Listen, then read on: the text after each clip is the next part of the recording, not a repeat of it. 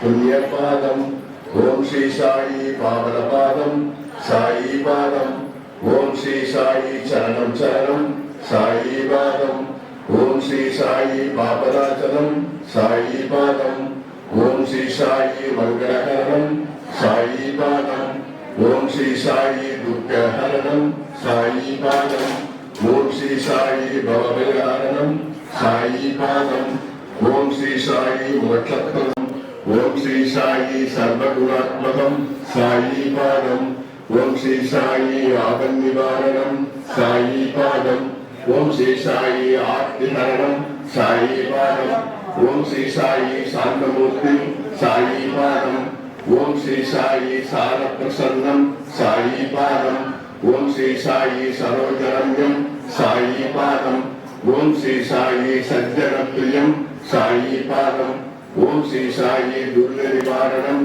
साई पादम ओम श्री साई मोहनक्षयकरम साई पादम ओम श्री साई पुण्य दर्शनम साई पादम ओम श्री साई नयन प्रियसम साई पादम ओम श्री साई आत्मप्रदायकम साई पादम ओम श्री साई अमरवासकम साई पादम ओम श्री साई करुषितदूतम साई पादम ओम श्री साई कारुण्यहरणम साई पादम ओम श्री साई कोमल दृश्यम साई पादम ओम श्री साई कमनीय दृश्यम साई पादम ओम श्री साई स्वाई पादम ओम श्री साई सुभदृश्यम साई पादम ओम श्री साई पुण्यपरिदम साई पादम ओम श्री साई बलप्रदानम साई पादम साई सरोजवनम साई पादम ओम श्री साई वारिद शोभितम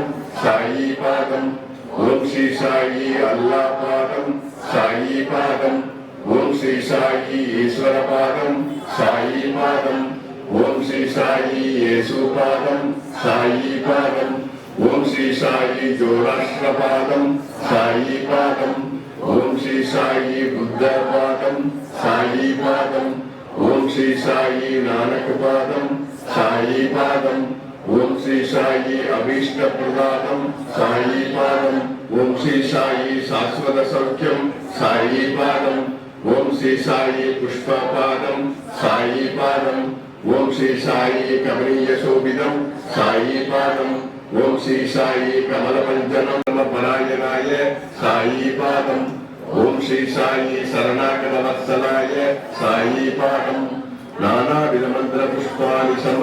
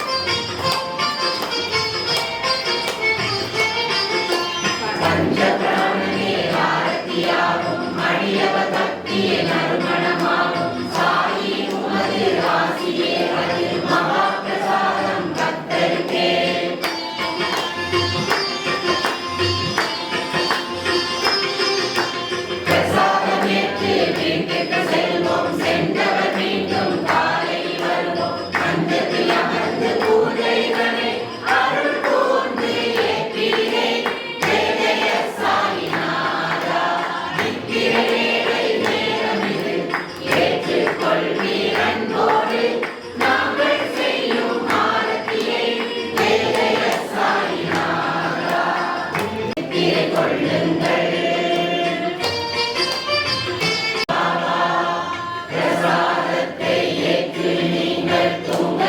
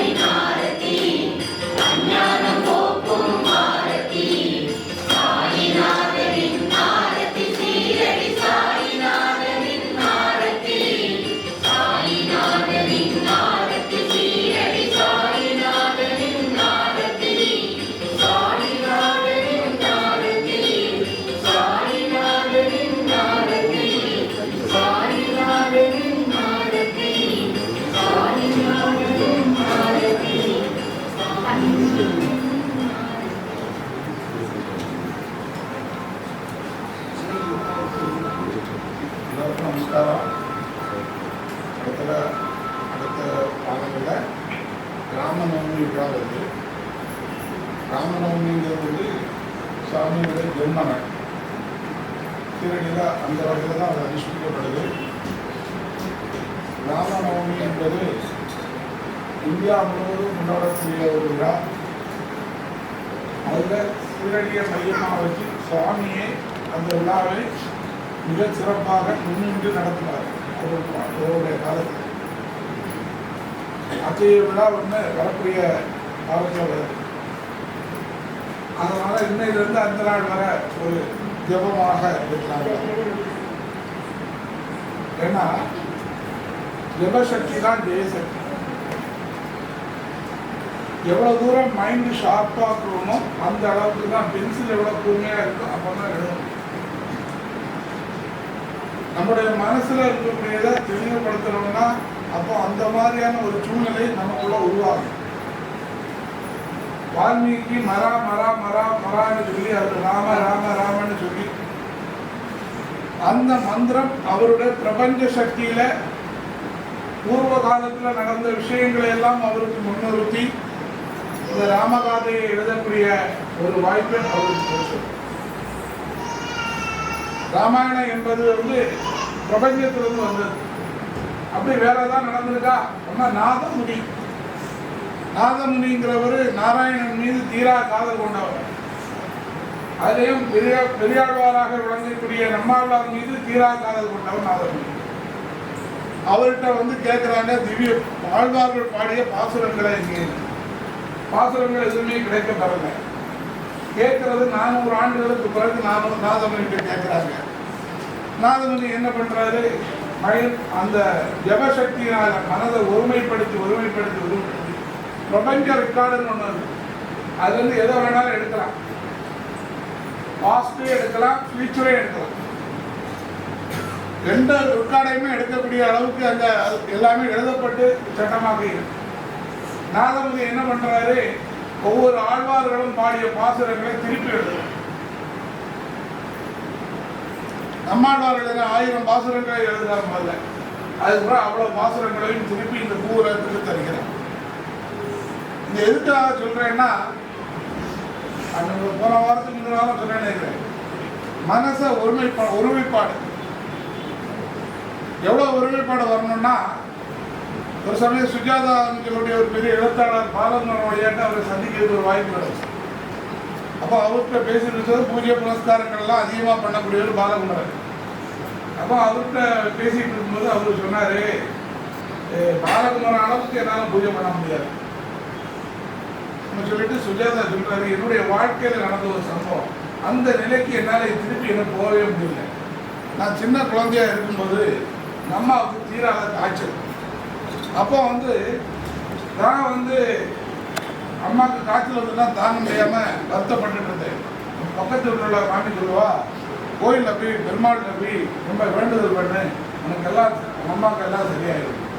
நான் போய் வேண்டுதல் பண்ணேன். எப்படின்னா, நம்மாவுக்கு நோய் இருக்கிறது மாதிரியும், பெருமாள் வந்து நோயை குணப்படுத்துற மாதிரியும், அம்மா சந்தோஷமா இருக்கிறது மாதிரி, அது எல்லாமே ஹாஸ்டலில் நடந்து முடிஞ்சாச்சு.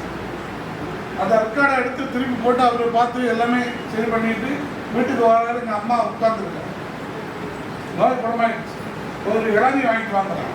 அம்மா காய்ச்சல்ல இளநீ வாங்கிட்டு இருந்தால் உடம்பு புஷ்டமா இருக்கு. ஏன்னா பெருமாள்ல உள்ள அங்கிருக்காரு, அதனால உஷ்டமா இருக்கு. இதை எதுக்காக சொல்றேன்னா, நம்முடைய நாம சங்கீர்த்தனம், அதாவது துளசிதாசர் என்ன சொல்றாருன்னா, 15ஆம் நூற்றாண்டுல பிறந்த துளசிதாசர் வந்து சொல்றார், நாம சங்கீர்த்தனம். அதுக்காக என்ன உருவாக்கப்பட்டதுன்னா, நாடு பூராவும் பஜரமடங்கள் கட்டப்பட்டது. ஒரு காலத்துல பஜரமடம் இல்லாத ஊரே கிடையாது. சாயங்கால சந்தியா வேலைகள்ல பஜனை பண்றது. அந்த பஜனை பண்ணும் போது அதனுடைய சக்தி. இப்போ புக்கை பார்த்ததுன்னா கூடுதலாக இருக்கிறது பெண்கள் தான் இருக்கீங்க இல்லையா? ஆன்மீகத்தில் ஆண்களுக்கு முக்கியத்துவமா பெண்களுக்கு முக்கியத்துவமா ஒரு முதல் பட்டி பெற்ற பெரிய ஆள் கூட பேசுறேன். அப்போ இதை திடீர்னு ஒரு எண்ணம் வந்து, பெண்ணால வந்து ஈஸியா தெய்வத்தை நிற்க முடியும். அதுக்கு ஒரு உதாரணம் தான் யாருன்னா காரைக்கால் அம்மையார். பதிக பாடல்கள் வரிசையில முதலாக நின்று பதிகங்களை பாடி கோயில் முத்த திருப்பதிகத்தை தந்தது யாருன்னா காரைக்காலமையா. எனக்கு இந்த உருவம் வேண்டாம், என் கணவன் விரும்பாத இந்த உருவம் வேண்டாம், எனக்கு பேயுருவு தான்னு சொல்லி கேட்டு இறைவனை தலையால நடந்து கைலாசம். அப்பா பக்கத்தில் இருக்கிற பாதைகளை இது யாரப்பா ஒரு ஆள் உருண்டு வராரு அப்படின்னு பரமசிவத்தை கேட்க, நம்மை பேணும் அம்மை தான். நம்ம 2 பேருக்கு அம்மை. உனக்கு எனக்கு மட்டும் அம்மை இல்லை, உனக்கு சேர்த்தா அம்மை. நம்மை பேணும் அம்மை தான், 2 பேருக்கு ஒரு அம்மை. அதே சமயத்தில் ஞானசம்பந்தருக்கு 3 அம்மை. பெத்த அம்மை, ஞானப்பால் ஊட்டிய அம்மை, மங்கையர்க்கரசியார் என்ற ஒரு அம்மை.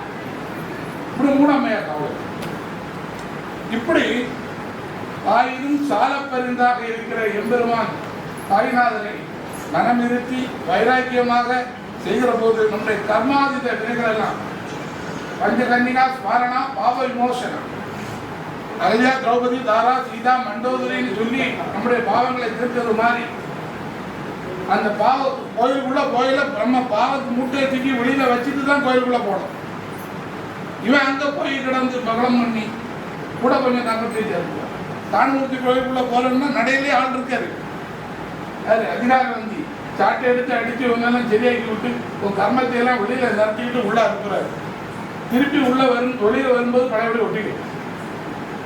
நீ செய்த பிராக்டிஸை தக்கவாறு ஒட்டணுமோ ஒட்டாளாங்கிறது தெரியும். அதே மாதிரி முன்னிட்டம்மன் கோயிலுக்குள்ள போறையா அந்த சைடில் பஞ்சகன்னியா இருக்கா, அகல்யா திரௌபதி தாரா சீதா மண்டோதரி 5 பேர் இருக்கா. 5 பேரும் உன் கர்மத்தை பிடிச்சி வெளியில வைப்பா. அது பிறகு ஒன்றை விட விடுவா. துவாரபாலகர்களும் கோயிலுள்ள இருக்காங்க. அது எதுக்கு இருக்காங்க? இதுக்குதான் இருக்காங்க. நம்ம கர்மத்தை தப்பிக்கே விலக்கி வைப்போம். ஆனால் இவர் அப்படி இல்லை. நம்ம கூட எப்பொழுதும் இருந்து கர்மத்தை எப்படின்னா கொஞ்சம் எப்படி தொலைக்கணும்னா மொத்தமாக தொலைச்சிடக்கூடாது. எவ்வளவா தொலைக்கணும்னு உண்டு. பைய தின்னாலும் பனைய திங்கலான்னு. அதே மாதிரி கொஞ்சம் கொஞ்சமாக தேவைக்கு தேவையா நம்மக்குள்ள ஒவ்வொரு ஸ்டெப்பாக எடுத்து கொண்டு போய் கரெக்டாக கொண்டு போய் சாப்பாடு. அதில் என்னக்கூடிய அனுபவங்கள் நிறைய வாழ்க்கையில் அனுபவிக்காத எல்லா விஷயத்துக்கும் அவங்களையும் அவர் இருப்பார். ஒவ்வொரு விஷயத்துல இருந்தும் அவர் நம்மளை காப்பாற்றி அந்தந்த நேரத்துக்கு கொண்டு வருவார். தயவுசெய்து வரக்கூடிய நாட்களில் சாய்ராம் என்ற மந்திரத்தை சொல்லி ராம ராம என்று சொன்னாலே நம்முடைய பழைய காலத்தில் சாயங்கால நேரத்தில் விளக்க கொளுத்து வச்சு ராம ராமன்னு வீட்டில் சொல்லுவோம். பேய் பிசாது பில்லி சூனியம் யாவது எதுவும் வராது. இப்போ என்னன்னா ஒவ்வொரு கோயிலாக போகிறோம். முன்னாடி ஒரு குத்து விளக்கு தான். அந்த குத்து விளக்குல யார் இருப்பானோ அவன் குலதெய்வம் இருக்கும். சந்தியா நேரத்தில் கொளுத்திக்கிட்டு அதுக்கு முன்னே இருந்து ராம மந்திரத்தை சொல்லும்போது ராம மந்திரங்கிறது குலதெய்வ வசியம். அதை அழகாட்டு செய்துட்டு இருந்த வீட்டில் இப்போ விளக்கு கொளுத்துறதுக்கு முன்னாடி அங்கே ஒரு கோயிலில் அங்கே கோயில் வந்துருக்கான். முதல்ல உனக்கு முந்தனிக்கே ஒரு குலதெய்வம் தான். நான் சொல்ல சாமி சொல்கிறேன், முதல்ல அவரை பார்த்துட்டு வா, அதுக்குள்ள நான் கூட பேசுறேன். அதனால குலதெய்வங்கிறது நம்முடைய குடும்பத்தில் உள்ள மூத்தாள். அவங்கள விளக்கு கொளுத்தி விளக்கு சந்தியா நேரத்தில் ஒரு ஜனம் வச்சு அவங்கள வேண்டி ராமநாமத்தை சொல்லி அது விளக்குல ஆபாரப்படுத்திட்டே இருக்கணும். இப்போ என்ன செய்ய, விளக்கு ரொம்ப பெருசாக இருக்கு, ஒரு சின்ன விளக்காவை நம்ம பூஜைக்கு தக்கவாறு மாடலை மாற்று. ஒரு பெரிய கதையை உண்டு. ஒரு அம்மா வருவாங்க, அவங்க ஒரு சின்ன அந்த கதை. ஆக அந்த விளக்கு இன்னொரு ஆள் சொல்கிறேன். ஆக வரக்கூடிய நாட்களில் சுவாமியுடைய ஜென்மாவது நாட்கள் வரக்கூடிய நாளில் நமக்காக அவர் உகுந்த மேனியோடு வந்தவர். அந்த உகுந்த மேனியோடு வந்த நாளை நினைந்து நாம் எல்லோரும் நாம் உயிர்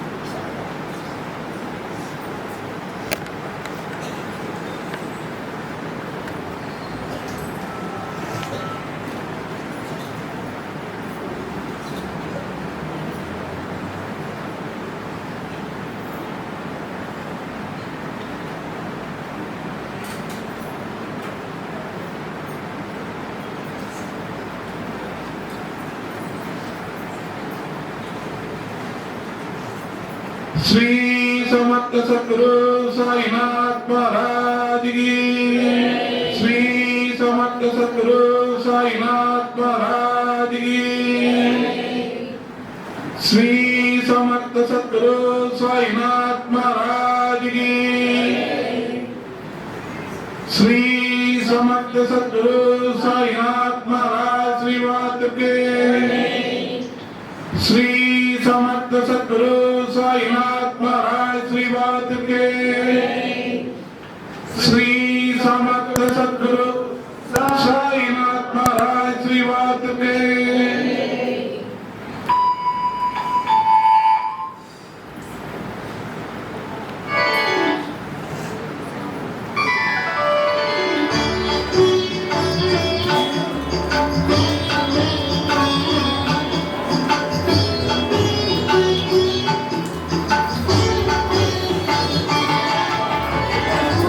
साई नमो नमः श्री साई नमो नमः जय